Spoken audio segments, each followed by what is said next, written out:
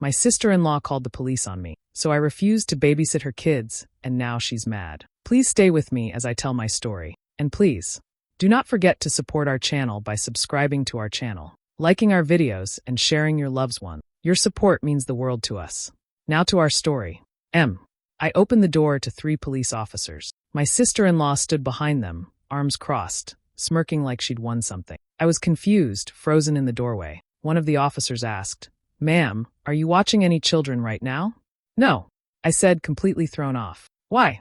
They looked at each other. "We received a call about abandoned minors possibly in danger at this address." And then it clicked. My sister-in-law. "Ashley, let me back up. I'm 29, recently married. My husband and I have only been living in our new place for 6 months. Ashley, his older sister, has 3 kids under the age of 10. She's been relying on me to babysit ever since we moved nearby. At first, I didn't mind. I work from home, I love kids, and I wanted to help. But it didn't stop. She started assuming I'd always say yes. No asking, just texting, dropping them off in 10. Last week, I told her I couldn't do it anymore, at least not on short notice.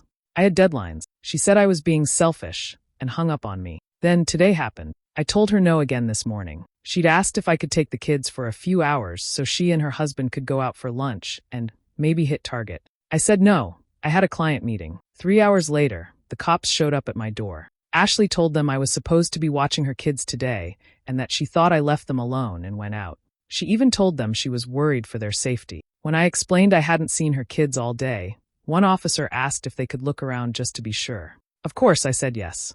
There were no kids here. Just me, my laptop, and a growing sense of rage. When the police realized nothing was wrong, one of them asked her, "Are you sure this is the right address?" She played dumb and said maybe she got confused. No apology. No shame. After they left, I texted her, "Don't ever bring your kids here again. I'm done." That's when she blew up my phone. Voicemails. Angry texts.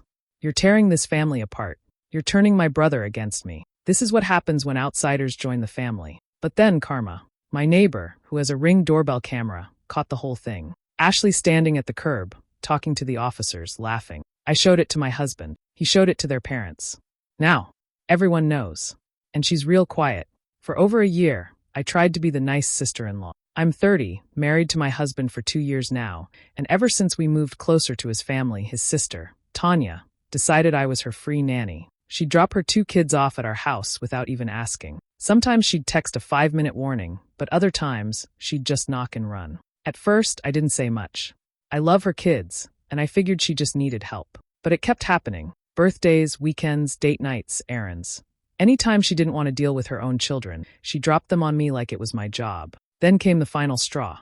My husband and I had planned a weekend trip, our first real break in over a year. We told everyone, including Tanya, that we'd be gone. Bags packed, car ready, everything set. But as we were literally pulling out of the driveway, she showed up. She had her kids in the back seat and said, "Oh good, you're home. I need you to watch them for a few hours." I told her, again, we were leaving town. She got snippy, said, "You don't even have kids. What's so important that you can't help family?" I didn't budge. We left. I figured that was the end of it. It wasn't.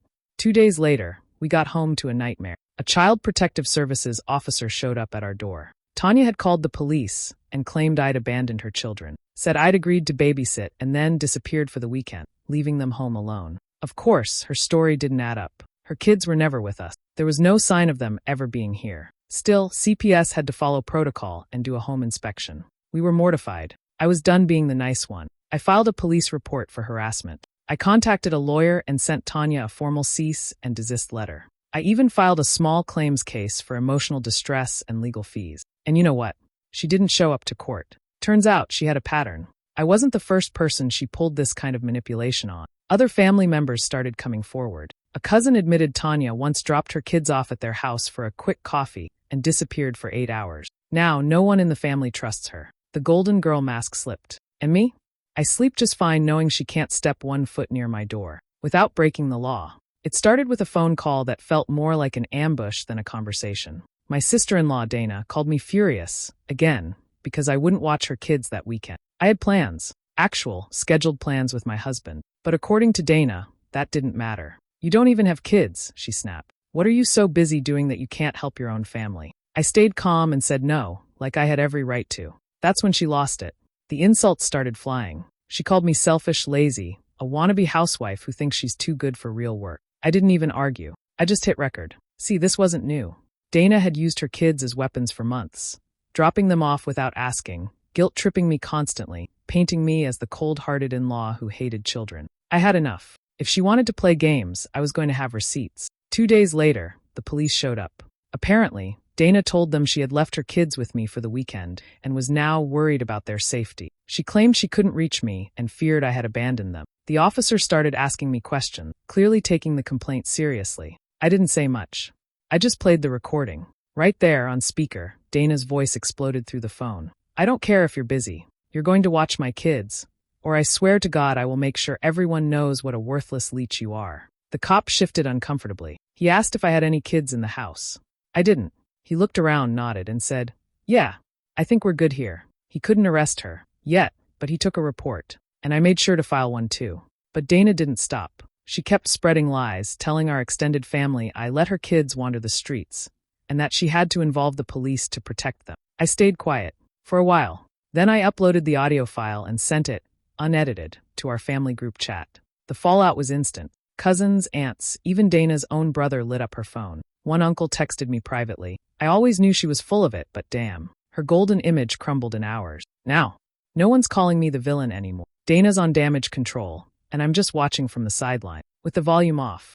For 2 years, I watched my sister-in-law's kids almost every day. No payment, no real thanks, just the occasional "you're a lifesaver" before she rushed off to do whatever she wanted. At first, I didn't mind. I worked from home, had a flexible schedule, and honestly, I love her kids. They were sweet, and I didn't want them to suffer just because their mom was selfish. But over time, it started to wear me down. She stopped asking if I was available. She just assumed I'd say yes. Dropped them off in the morning, sometimes didn't pick them up until after dinner. On weekends. On holidays. Once I was sick with a fever and she still showed up with them, saying, "They'll keep quiet. Just let them play in the living room." So one weekend, I finally said no. I told her earlier in the week that I needed some time to myself. I had been feeling low for a while, burned out, tired, mentally drained. I made plans to stay in, turn off my phone, and just rest. I even made sure to remind her, "Don't bring the kids this weekend." She didn't respond. Saturday morning, I left my phone on silent, made some tea, and tried to relax. Around 2 p.m., there was banging on my door. I opened it to find 2 police officers standing there. One of them said, "Ma'am, we received a call that children may have been left unattended at this address." I was confused. "What? There are no kids here." They asked to come inside. I let them.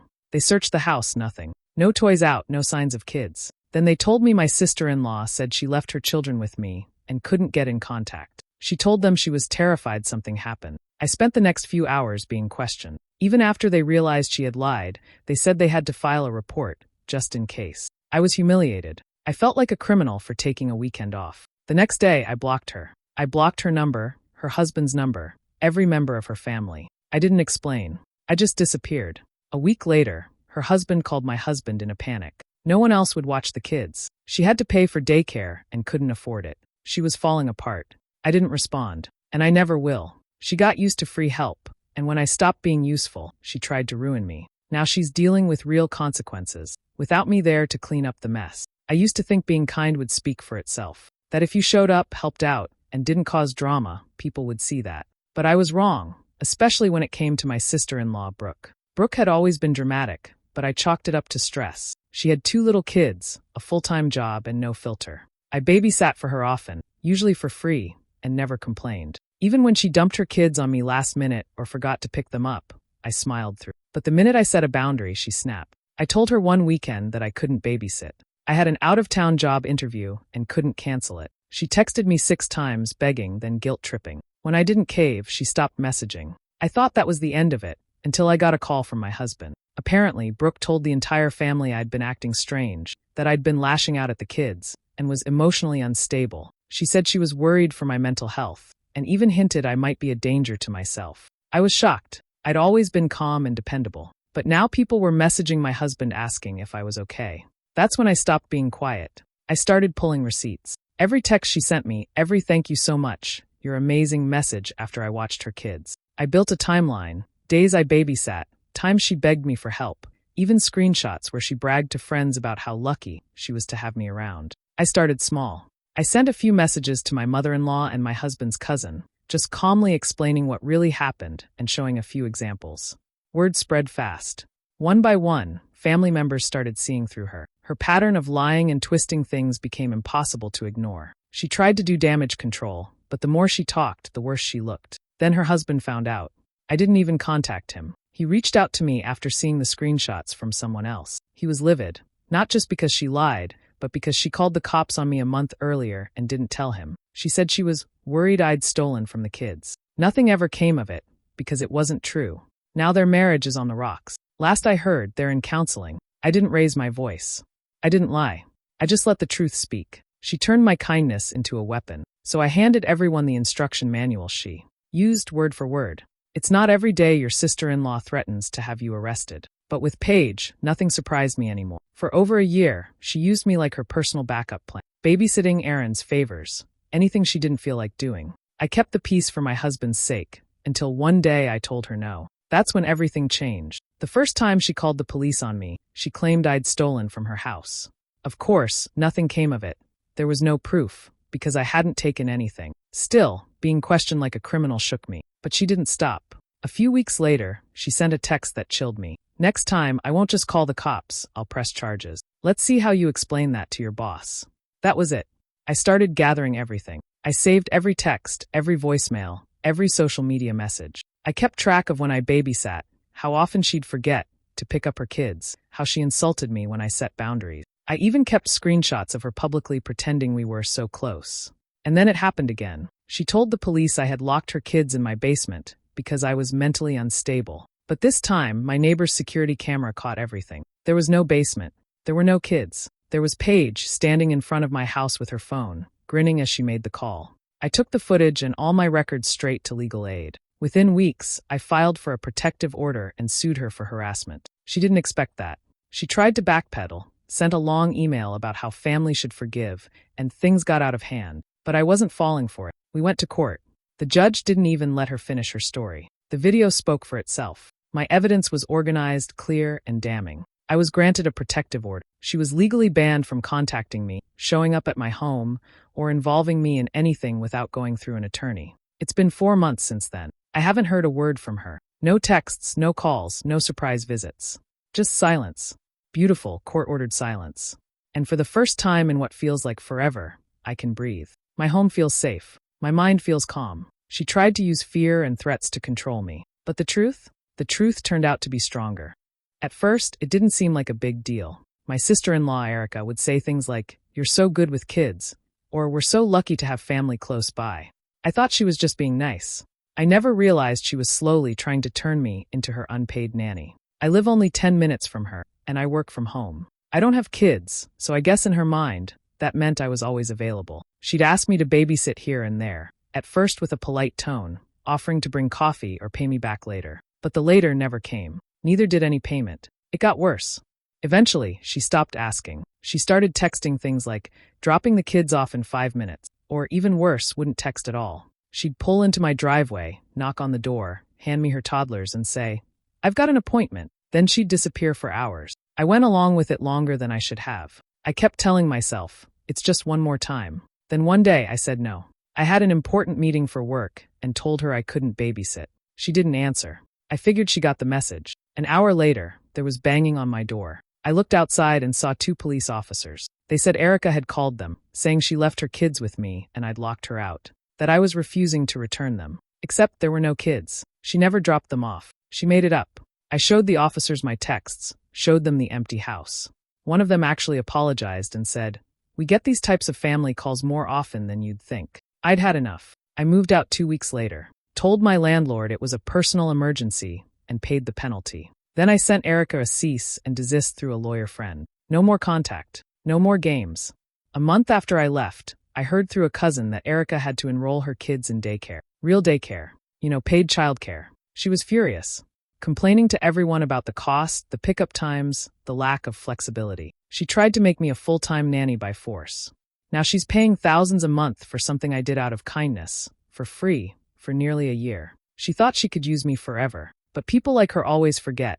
Kindness isn't the same thing as obligation. And I don't owe her a thing. I never thought saying no would make me a target. My sister-in-law, Heather, had gotten too comfortable leaving her kids with me. I was the cool aunt for a while, watching her 2 boys after school, feeding them, helping with homework. But over time, her asks became expectations. She stopped thanking me, stopped even asking. It was always, "They'll be there at 3, or can you grab them from school today?" I finally told her I couldn't keep doing it. I had my own job, my own responsibilities. I wasn't a parent, I was just trying to help. She got cold, said, "Fine," and hung up. 3 days later, the police showed up at my house. They said they were there for a wellness check. "We've received a report you've been leaving minors alone for extended periods," one officer said. Another asked if I'd forgotten to feed them. Then, "Have you ever raised your voice at the children in anger?" I was stunned. "What children?" I asked. "There are no kids here today." They looked around. The house was quiet, clean, empty except for my dog napping on the couch. I showed them my messages with Heather, nothing even remotely concerning. Still, I could tell they had to take it seriously, even if they didn't fully believe it. After they left, I sat on my floor shaking. I knew it was her, but I needed proof. That's when my neighbor knocked on my door. He'd seen the police and asked if everything was okay. When I explained what happened, he offered to check his Ring doorbell camera. We pulled up the footage together. It showed exactly what I needed. My front door untouched for hours. No kids arriving or leaving, no Heather. Just me going out to get the mail. I asked if he'd mind if I took a copy of the video. He handed me a USB stick that night.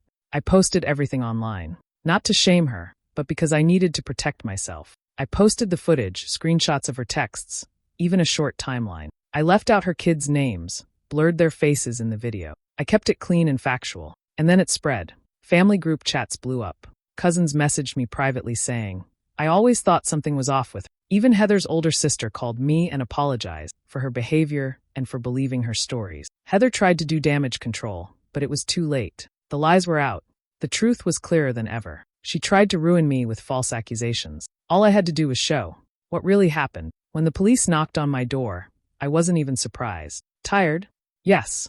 Nervous? Sure. But shocked? Not at all. My sister-in-law, Melanie, had been pushing my limits for months. She treated me like her personal babysitter, therapist, and assistant, all rolled into one. I kept saying yes, trying to keep the peace. But when I finally said no, she didn't take it as an answer. She took it as betrayal. That day, the cops said they were there because of a domestic disturbance involving children. Melanie had told them I was unstable and that her kids were trapped in a hostile environment. I didn't flinch.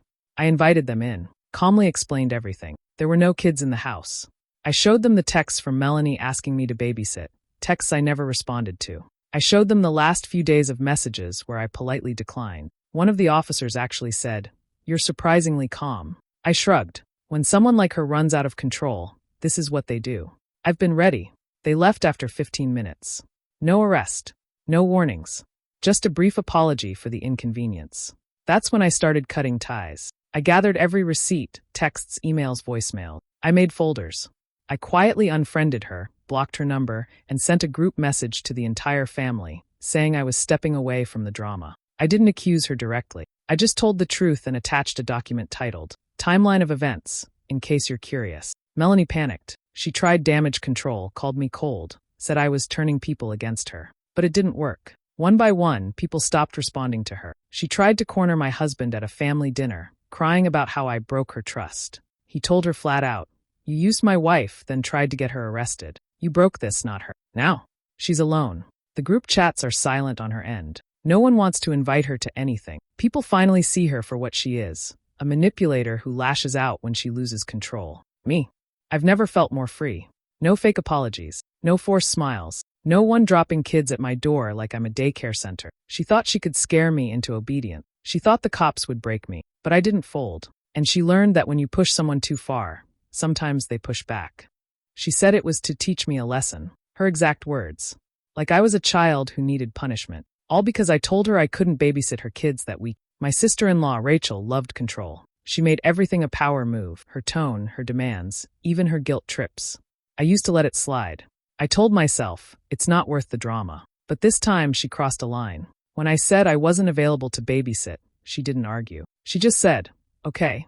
An hour later, 2 police officers knocked on my door. She told them she had concerns, that I'd harmed or neglected her children before, that she wasn't sure they were safe around me. I was stunned, humiliated. The neighbors watched from their porches as I explained to the officers I hadn't even seen her kids in days. They left without filing anything, but the damage was done. That was all she wanted, public shame. Her little lesson. Except this time, I didn't stay quiet.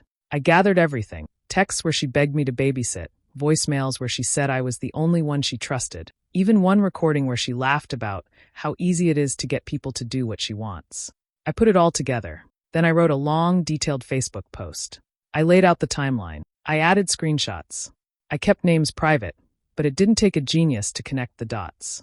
And I tagged no one, but I didn't need to. People shared it. People commented. People recognized her. Her church community saw it. Her neighbors. Her own friends. She tried to deny it. Said I was making drama, that I twisted things. But the evidence didn't lie. People started pulling away. Her babysitting options vanished. Her ride-or-die supporters went silent. Even the church ladies she bragged about stopped including her in weekend plans. Rachel lost control. And that, for her, was worse than anything else. I didn't press charges. I didn't scream or threaten. I just told the truth. Loudly. Now, I live my life with one rule. Never again. Never again will I let someone use kindness against me. Never again will I let someone humiliate me for setting boundaries. Never again will I explain myself to people who never deserved my help in the first place. Rachel called the police to teach me a lesson. But in the end, I was the one who taught her. And she learned it the hard way.